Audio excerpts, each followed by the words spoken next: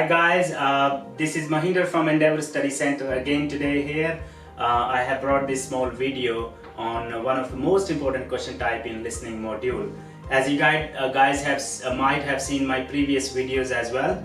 We have done some videos on different question types, different modules in PTE, but today's video is specifically focusing on one of the most important question type in listening module, which is known as write from dictation. Now, before I get into write from dictation, I would like to ask all of you guys if you are really looking for PT coaching or PT class, an organized place where you can get all the material, and if you can get all the support for a PT preparation, feel free to get in touch with us. Our phone number is written here, 0455 903 521, and we are located at level 990 King William Street. So hope you're doing well. It's been challenging time for all of us as a business, as a person, because of coronavirus and stuff. But yes, things are getting back to normal. At many places. So stick in there, stick around your practice. Be committed because this exam eventually you have to do it. No matter what, if not today, 6 months down the track, or maybe a year down the track. So let's get on to today's topic. Today's topic is about write from dictation. So write from dictation. So anyone who is preparing for PTE, who has done exam 1 or 2 times, or who is even going to do it for the first time, you might have heard from your friends that PT is comparatively easy exam as compared to other English exams such as IELTS and OET and other things. However, when we look at easiness or difficulty level of something, we are all making reference to some other thing. That's why we call it relatively. So relatively, yes, because of integrated scoring, PT becomes a relatively easier exam because you are more likely to get your each score in PT as compared to other exams. This is just our observation, being into this business for 4 to 5 years. Now let's look at write from dictation. So write from dictation is a question type in listening module. And actually this is the last question type in PT. Even if you go to sit PT, this is the last question type you would come across. By the time you get to write from dictation, you would have spent at least 2.5 hours in the exam already, and you would be in your last 4 to 5 minutes of the exam when you get to this question type. So Pearson test of English, they check you, they test you on your focus, your ability to stay focused until the end. They have deliberately put this most important question type, write from dictation, towards the end. So make sure that you have enough energy, you have enough focus left towards the end of the test, because that's where you're going to need the most. So in write from dictation, what happens? Let's look at, as we have already discussed, that this is a question type in listening module and last question type in listening module. So let's firstly look at scoring.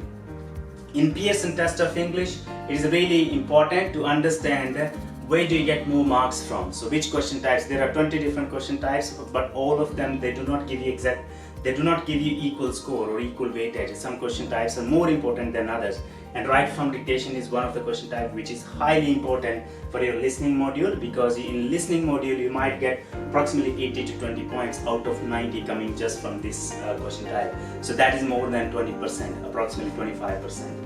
And if you look at the writing module, it contributes a very high score in writing module, approximately 28 to 30 points out of 90. Can you imagine that 1/3 of your score in writing out of 90?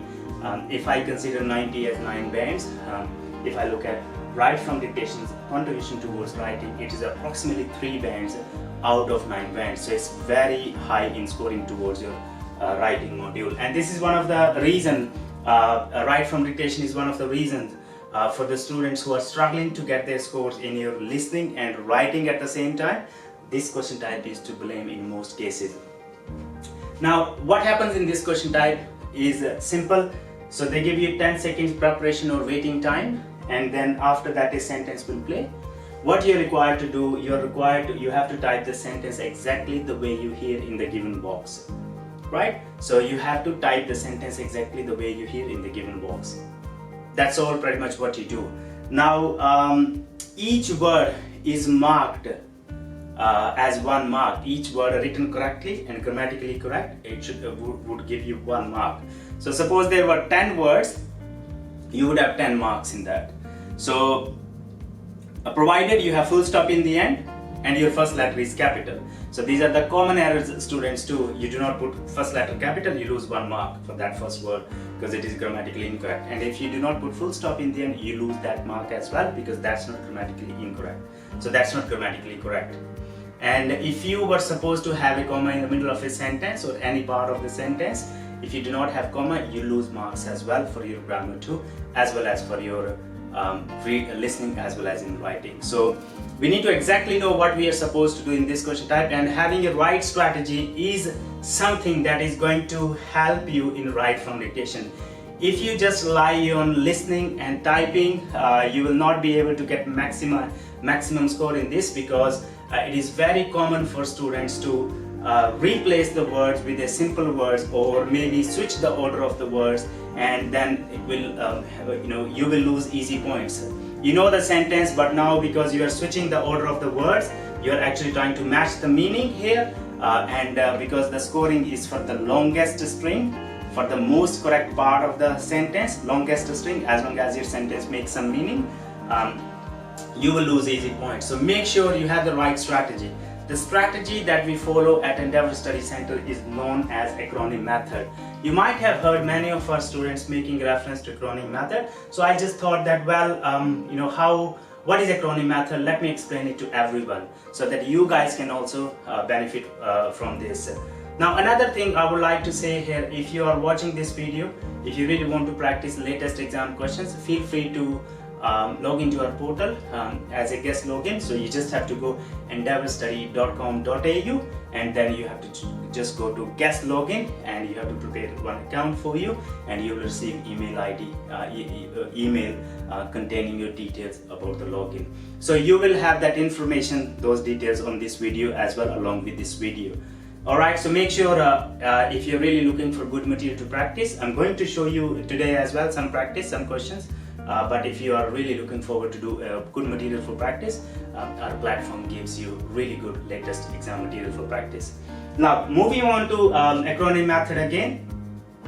So what is acronym method basically? So as I have discussed already, that students do lose points because either they replace the words or they change the order of the words they appear in the sentence, and it affects your score. If you do that, you won't get maximum marks, whatever are contained in that particular question. So make sure you have the right strategy. Now, before I discuss acronym method in detail, I would like to go through some of the basic strategies. So what is the basic strategy? So basically, the first and foremost point in listening is, in your right from dictation, is to understand the sentence, because if you don't understand the sentence, you cannot reproduce it well. As simple as that. So if you're really struggling with your listening, so how do we understand something as a non-native speaker? We understand something as a non-native speaker because if we are able to find the matching word in our own language for that English word. So that it simply comes down to vocabulary.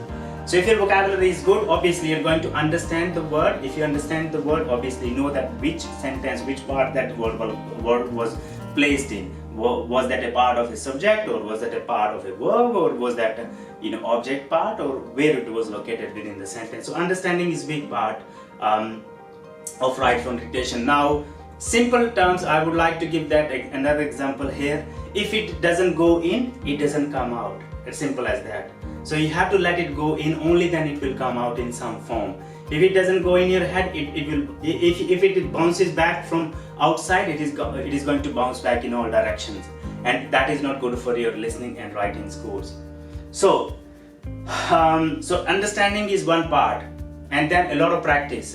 Even the students who have good level of English, if they are really confident in their spoken English, even those students struggle in right from dictation here, because it requires you to write the sentence exactly the way you heard it. you do not want to match the meaning here. In repeat sentence, that's another question type in speaking module where you can match the meaning. As long as 80% it is correct, you will get full score. But in write from dictation, you won't get full score if you do not have the right sequence of all the words in the right order with the written grammatically and spelling wise correct. So let's get back to acronym method. So what the acronym method is, you have to note first letter of each word. So that's acronym method. So acronym means making a sort of formula for yourself to understand by writing down. So first of all, you understand the sentence and then you extract the first letter of each word and then write that word in here. So that acronym here. And straight after that, once the audio is gone, straight after that you reproduce the whole sentence in your notebook. Then you transfer your answers to the the typing box, check for spelling and grammar, and you're all done. This is the only way you can get all the words in the right order, especially in the long sentences where students tend to struggle a lot in long sentences. If the sentence is like 6 to 7 or 8 words, students are able to memorize it and be able to reproduce it. But if the sentence is up to 10, 15 words or 15, 12 or 13 or 14 words, which some sentences are, then students tend to struggle here. So really important to have that right strategy. So I'm going to go through this again. So first of all, understand the sentence, note the first letter of each word. So basically when you are actually extracting the first letter of each word, you are actually going through that word again and again in your memory, and you're more likely to retain it. If you retain it, it will come back. If you don't retain it, it won't come back. And while you are retaining it, you are actually looking at other words as well. So it simply gives you better opportunity to be able to recall it completely with 100% accuracy. I'm also going to show you this method here and going to show you how it works. So then produce the sentence on your notebook, transfer it onto the screen and check for spelling, check for capitalization, and always put full stop in the end and always start first letter as capital. And if you think that there was a proper noun in the middle of a sentence, you have to capitalize that as well, because otherwise your sentence, that word will not be grammatically correct. So you have to have grammatically correct word, you have to have the right spelling, you have to have full stop in the end, your first letter should be capital. And if there is any comma required, you should have that comma as well. Okay, so I hope another thing about write from dictation I would like to mention here is that most students would say, Mohinder, it doesn't work. You be consistent with it for 45 minutes to 1 hour, and you will be able to master it. When you master it, you will have a right strategy to deal with write from dictation well. Because in the exam it's stressful. If you just rely on listening and writing, you will never get 100% of it, and it will compromise your score towards your, especially for the people if you're going for 79 plus, because there's a very narrow margin for error when you're going for 79 plus, as well as for 65 plus score. Apart from the lower score, people are chasing say 6 each and 5.5 and all those scores. I mean, even if you do 50%, that might just be enough. But for specifically for 65 and most importantly for 79, this is something you need to master. All right. So, but you have to be very, very consistent, and at least you should be able to understand most of the sentence. Only then you would be able to use acronym method. So I'm going to show you guys how does it work. So I have my portal open. I will show you guys here. This is my computer here. I'm not sure whether you will be able to see it completely, but you would be able to listen to the audio. So I'm going to play one audio here, and then I'm going to play the sentence, and then I'm going to display how to use acronym method. Let me empty some space on the board here so that I have a little bit extra space here. I will try to show you it in at least 3 to 4 sentences. And if you guys are listening to this video, I would recommend you to take a pen, take a notebook and practice it with me. Listen the sentence, type it, and then we will look into the answer as well. And we will re-listen again. And I will show you how to use acronym method. Okay, let me put a line here. So this is the place I'm going to use for my acronym, and if I'm short of space, I would use this. Alright, here we go. First sentence. Everyone get ready with your notebooks, please.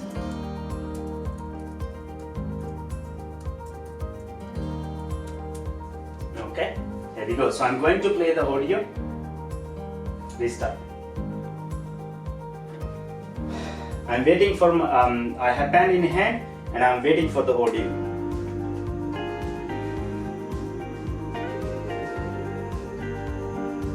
The bank is hoping to tap into a fast-growing market.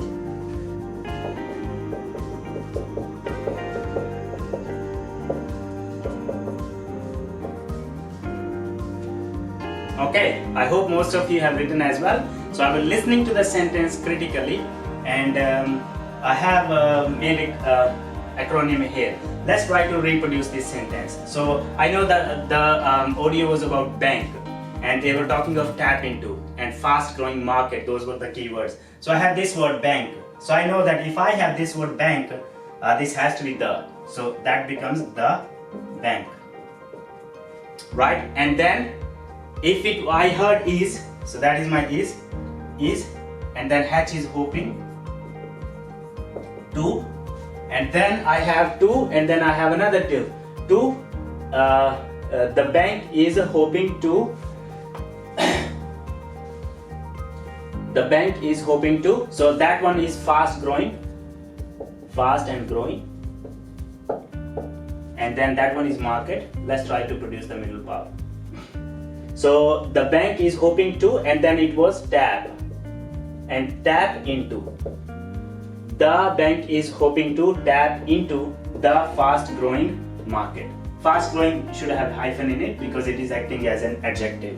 So what sort of market? Fast growing market. So that's why you need hyphenation in between. If a word is formed of two words, if it is acting as adjective, you should have hyphen in between. Fast growing market. So I was able to reproduce the sentence. The bank is hoping to tap into the fast growing market. I hope you all got it right. I'm going to play the audio again, so we'll reconfirm it.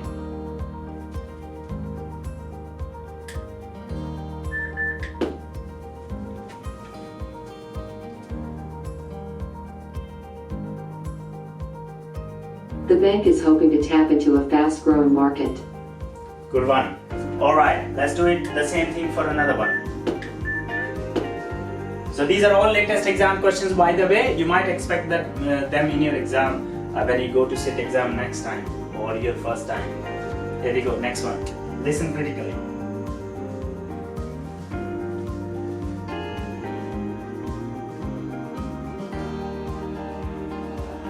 All industries consist of input, process, output and feedback.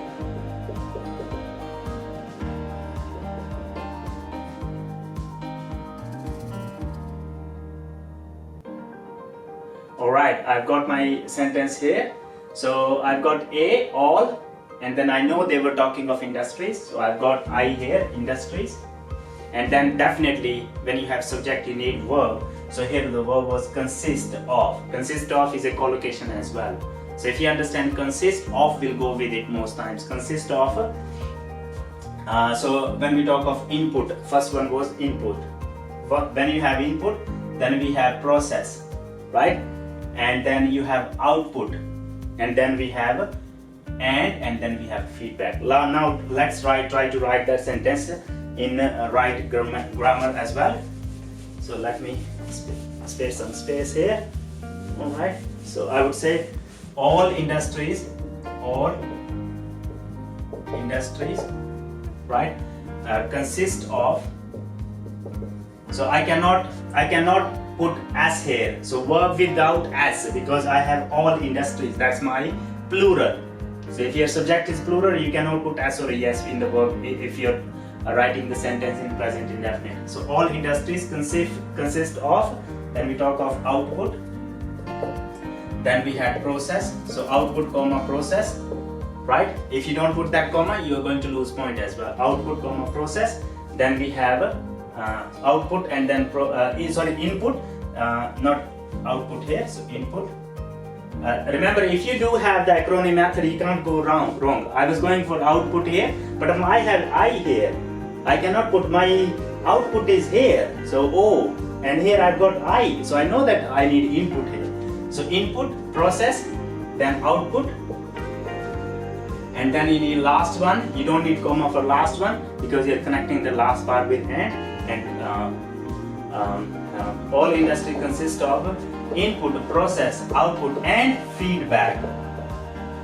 See that? If you have acronym, no matter how long it has passed, how long time it has passed, you would still be able to recall most part of your sentence with 100% accuracy. So let's now what sentence is all industries consist of input, process, output, and feedback. Okay, let's play this again. Listen critically.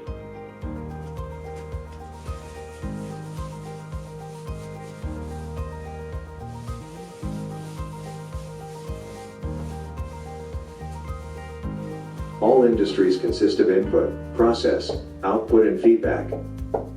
100%. Okay. All right, let's do it for one more. Here we go. Lectures outlines are available on the college internal website. Okay, it was not that difficult one, was not too long. Lecture outlines are available on the college's internal website. So lecture outlines are available on the lectures outlines are available on the college's internal website.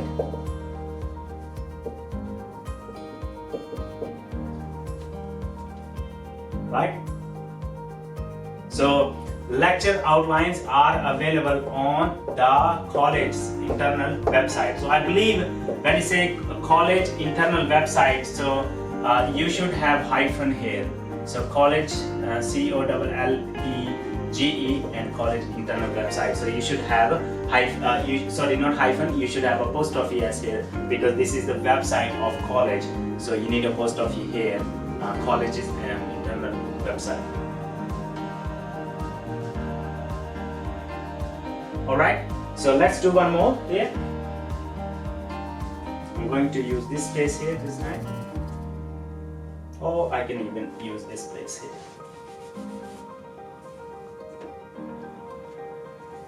Making a mistake is fine as long as you've learned from it.